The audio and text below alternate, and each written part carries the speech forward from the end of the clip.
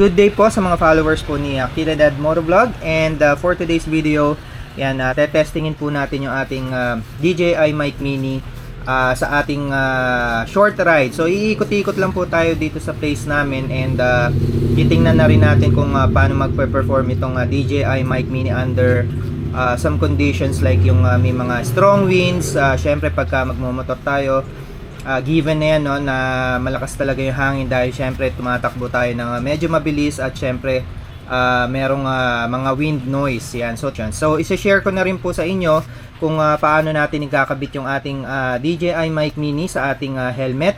So ito yung ating DJI Mic Mini set, no. So ito yung kanyang charging case, and of course yan, pagbukas natin, nandyan yung ating receiver to. So itong receiver gagamitin natin for now para at least mas maganda yung kanyang quality, no. So pwede tayo mag-connect din ng dalawang mic if gagamit tayo ng receiver. Now kung ang gamit nyo pong mga action cam is yung Osmo Action 4 or Osmo Action 5, actually hindi na po kailangan ng receiver, though you can it's still an option if gusto nyong gumamit ng receiver, pwede naman po, at actually mas maganda yung mas may konting lamang siya sa audio quality, sa recording quality. But if you are on a tight budget, if Osmo Action 4 or Osmo Action 5, pwede nyo na pong gamitin directly ang Mic Mini to connect to your OA4 or OA5. Sa Osmo Action 4 po, isang mic lang ang pwedeng ikabit, and sa Osmo Action 5, dalawang mic po yung pwedeng ikabit without using the receiver. So napakaganda po, lalo na doon sa mga naka Osmo Action 5, kasi dalawang mic na po yung capable na i-connect dyan sa inyong mga unit. Yeah. Let's go ahead and i-connect na natin or ikabit na natin yung ating Mic Mini sa ating helmet. Ayan.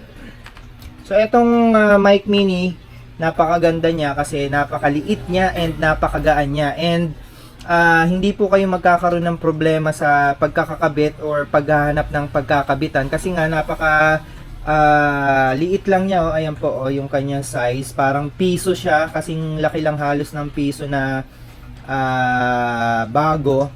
Ayan, and yung weight niya is talagang significantly weightless. So halos talagang weightless siya, no, paperweight siya. So mas magandang, mas advantage kasi hindi siya magiging risky na malaglag or matanggal sa pagkakabit, kasi nga sobrang gaan niya. And pinaganda pa siya lalo nung magnetic clip. Ito po yung kanyang magnetic clip, bale, oh, nakakabit siya doon sa kanyang pinaka normal clip. So ito po yung kanyang normal clip. Now kung may pagkakabitan po kayo niyan sa helmet nyo, pwede rin naman. However, ako mas prefer kong gumamit ng magnetic clip, kasi ang ginagawa ko is, ayan, itatago ko siya dun sa loob ng kanyang chin curtain. Ito po yung kanyang chin curtain ng aking helmet. So ilalagay ko lang siya sa gitna, nakaharap po yung mic sa bibig ko, and ikakabit ko na po yung magnetic clip sa labas. Ayan, o.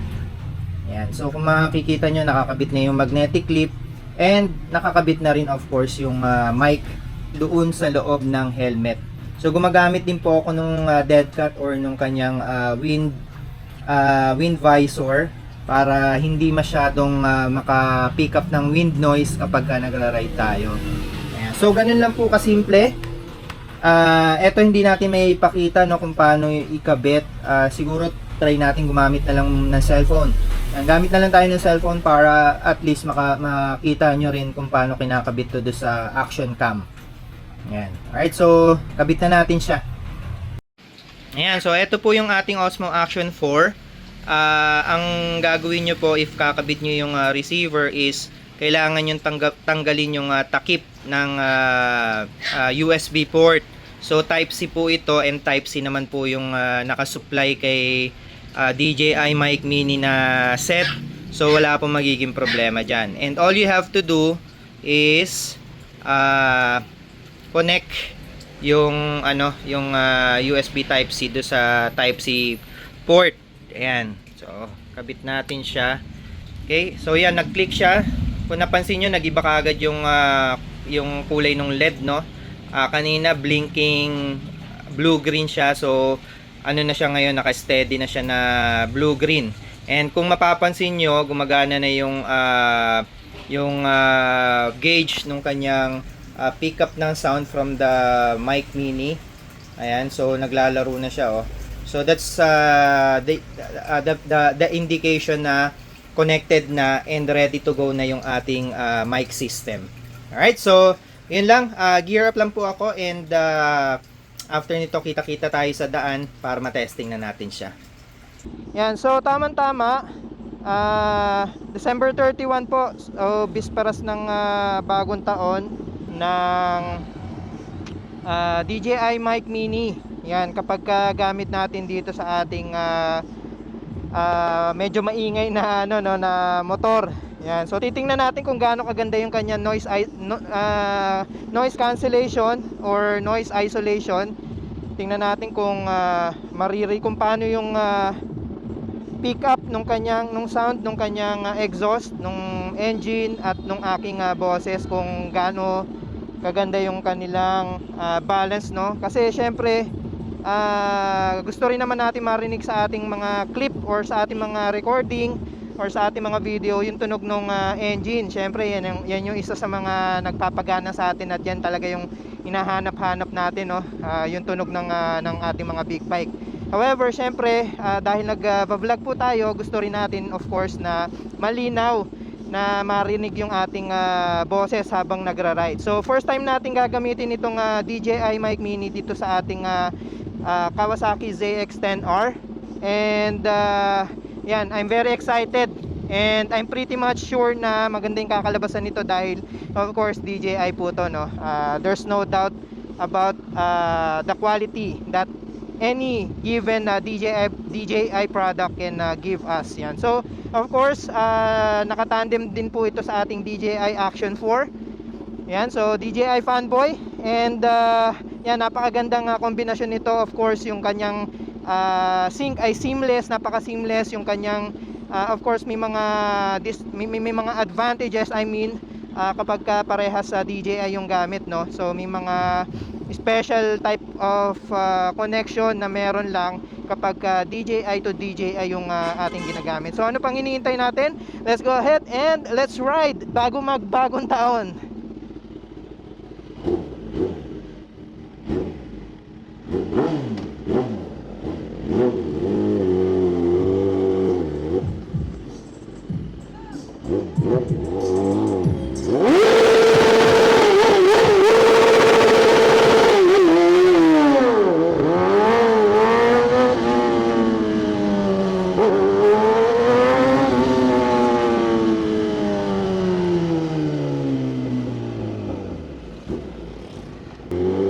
Oops, medyo maambon.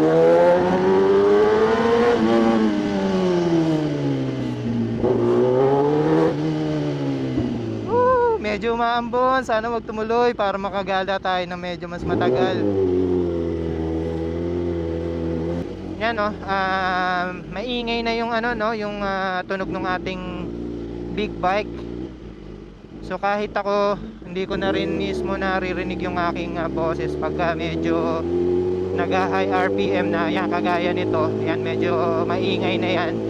And yung tambucho na lang yung naririnig ko. Halos hindi ko na rin marinig yung boses ko.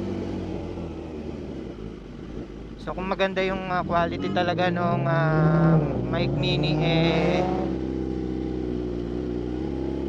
maririnig pa rin yung boses natin and maririnig pa rin yung tunog ng ating tambucho. So let's see if paano siya mag-perform. Now, since wala naman tayong topic, no, and kailangan natin magsalita para yun nga, ma-testing natin thoroughly yung ating DJI Mic Mini, isip na lang tayo ng ating magiging topic habang umiikot-ikot. siguro pag-usapan natin yung itong ZX-10R na lang natin. Ayan. So wala naman tayo ibang topic na mapapag-usapan. So ito na lang 10R ang gawin natin topic for today. Now, itong 10R po, ang istorya po nito kung paano natin na-acquire itong 10R is swinap po natin ito sa ating Yamaha MT-10. Yung Yamaha MT-10 po natin, na-swap ko naman po sa Triumph Street Triple 765 RS. Ngayon nasa atin na yung MT-10. Actually satisfied na ako doon sa MT-10, no? Lalo na sa sound niya. Yun yung pinakagusto namin ng anak ko sa MT-10. Okay na sana. Hindi ko na siya kumbaga parang wala na akong balak na palitan siya or swap siya.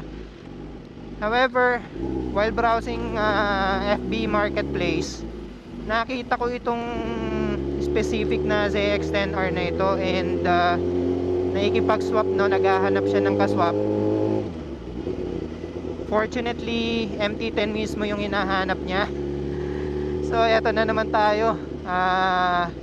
Nagbago na naman yung isip natin, no. Actually 1 week pa lang sa atin nung time na yun yung ating MT-10. Pero dahil galing na nga tayo sa sport bike, and medyo namimiss na nga talaga natin yung ating sport bike, I decided to message yung owner nitong ZX-10R. So naipag-usap tayo, nakipag negotiation. Actually nakakatawa nga kasi ang akala nung may-ari nito ZX-10R is pagdadagdagin ko siya. So parang nung later stages nung pag-uusap namin, hindi na siya nag-reply sa akin after niyan tinanong ko magkano raw ba yung value ng MT-10 ko. So seems like mas mataas yung value ng MT-10 ko kasi mas modelo siya, and yun nga. So parang iniisip niya magdadagdag siya. So hindi na siya nag-reply after, no, nung sagutin ko siya na eto po sir yung value po nung MT-10 ko. So hindi na siya nag-reply. And after a couple of days yata, or para mga 1 day lang yata, hindi na ako nakatiis. So minessage ko na ulit siya asking him if interesado pa ba siyang makipag-swap. So ang bungad niya sa akin, sir, opo, actually gusto ko yung MT-10 mo. However, hanggang straight swap lang po ang kaya ko. So hindi raw siya, he's not open to a deal na magdadagdag pa siya ng cash. So syempre, pabor sa atin yun, no, dahil gusto rin naman talaga natin tong ZX-10R niya. So sabi ko, sir, hindi naman po ako buy and sell, personal use ko lang din po itong MT-10, and if ever na matutuloy tayo dyan sa deal natin, magiging personal use ko lang rin naman yung ZX-10R. So payag na payag po ako na mag-swap tayo na walang involved na pera. So let's go ahead and let's straight swap. Ayan. So ayun na nga. So to cut the story short, natuloy na kami, no? And sobrang saya namin actually nung anak ko nung pauwi na kami, kasi balik na naman kami sa sport bike na actually mas gusto namin. Ako personally, mas gusto ko talagang mag sport bike. Yung aking riding style, mas siya, no, mas leaning towards siya sa may nangingina naman ng rebound daw. Ayan, so yun nga, mas bagay sa riding style ko yung yung mas bagay sa riding style natin yung ZX-10R, I mean yung sport bike. And even yung mga tropa natin, yung mga kagrupo natin sa Wewa, yung iba nating mga friend na nagmomotor din,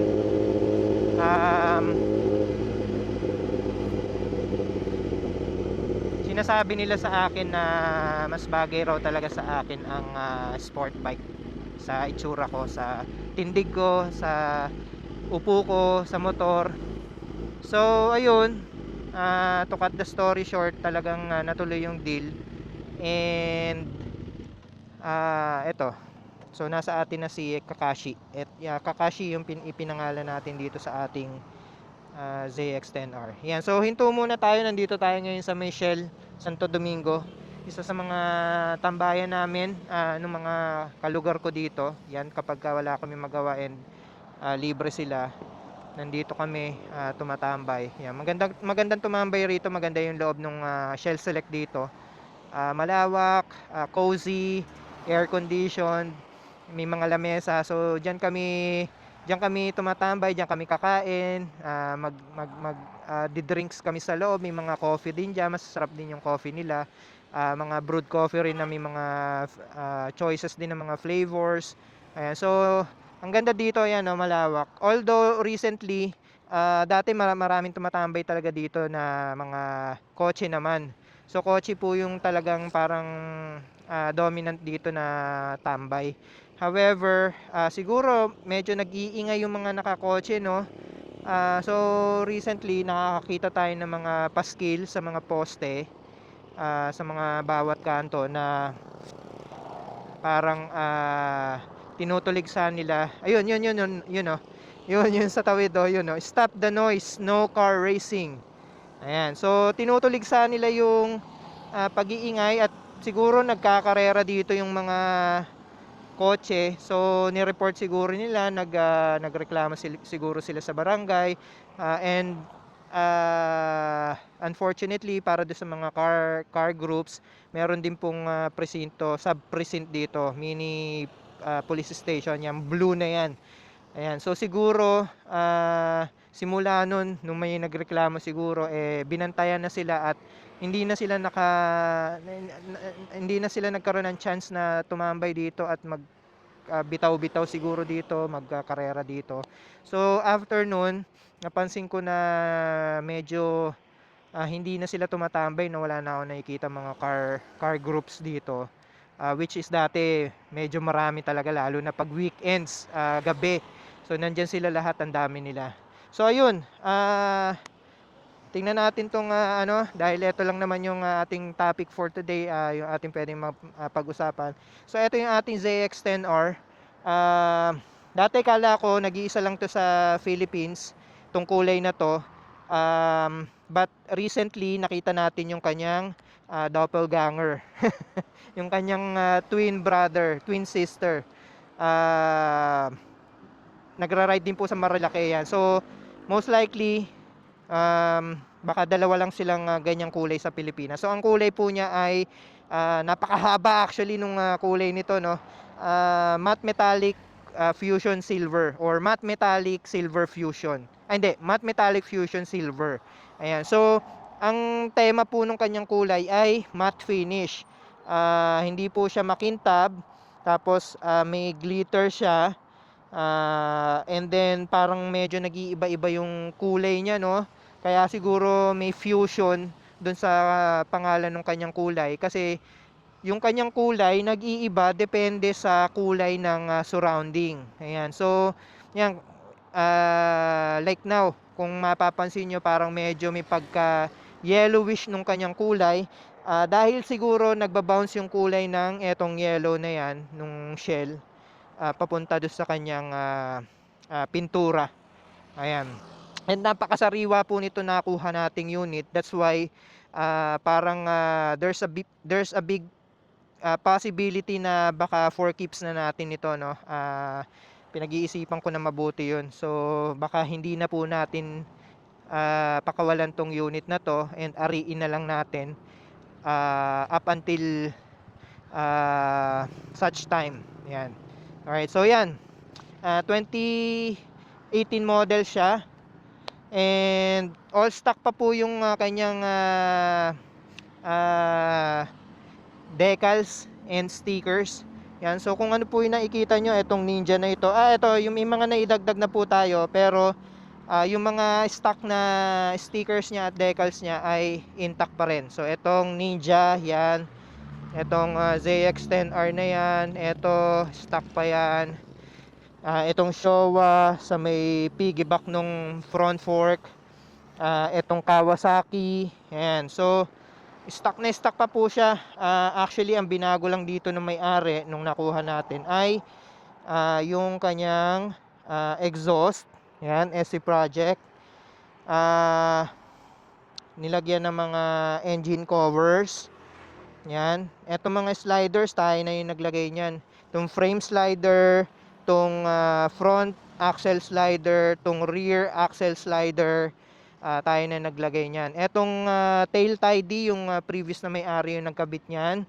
Ito, tayo ang nagkabit nito. Itong tank grip and itong tank grip. May istorya din behind dyan, bakit puti siya. So umorder po tayo sa Shopee. Ang nakalagay dun is transparent. Unfortunately, pagdating sa atin, hindi naman pala siya transparent, kundi white. Yun. Pero yun nga, in-apply natin ang refund. Pero sabi nung ni Shopee, sabi nung seller, okay na, wag nang isole. Yan. So pinanindigan na lang natin and hindi na natin tinanggal. Ito, tayo na rin yung nagkabit nito. Itong brake and clutch guard. Itong brake and clutch lever, yung may-ari na rin yung nagpalit niyan. Yan, generic lang naman to, yung mga mumurahin lang. So hindi na rin ako nag-bother na palitan siya. Ayan. Ano pa ba? Yung chain. So yung chain, yung dating may-ari na rin yung nagpalit niyan, DID Gold. So medyo may pressure rin po yan, kaya swerte na rin natin na ganyan na nung nakuha natin. And ano pa ba? Ito, yung kanyang windshield. Hindi na rin po stock yan. So yung previous may-ari na rin yung nagpalit niyan. Yan. Sa mga sumusuporta po sa ating maliit na channel, actually kung nasusubaybayan nyo po yung ating channel, no, hindi naman po talaga tayo naghahangad ng malaking channel, or hindi tayo naghahangad ng malaking kita dito sa ating channel. The main reason and the main agenda bakit tayo gumagawa ng mga videos, lalo na kasama ko yung aking anak, si Kid, si Riz, para gawing memory bank itong YouTube. As you know, pag in-upload mo to sa YouTube, it's gonna be in YouTube forever. So pag malaki na yung anak ko, may family na siya, may mga anak na rin siya, upo lang sila sa harap ng TV, magluluto ng popcorn, and pwede na nilang balikan yung mga adventures namin ni Riz, ni Kid. So alam mo yun, parang tabihan lang siya ng mga memories namin. And sobrang saya po namin dahil may bonus nga na andyan po kayo. Ang dami na naming from maliit lang po ngayon, 3,000 something na yung yung aming subscriber. So malaking pasasalamat na rin po namin na nandiyan kayo. At least nakakapagtabi kami ng memories namin sa YouTube, and at the same time kumikita pa po kami, no. So sobrang taos-pusong pasasalamat po para po sa inyong lahat na masugid po namin taga-subaybay. Alright, so iiwan ko po kayo ng isang maligaya at manigong bagong taon. Salamat po ulit, and see you in 2025. Peace. Love you.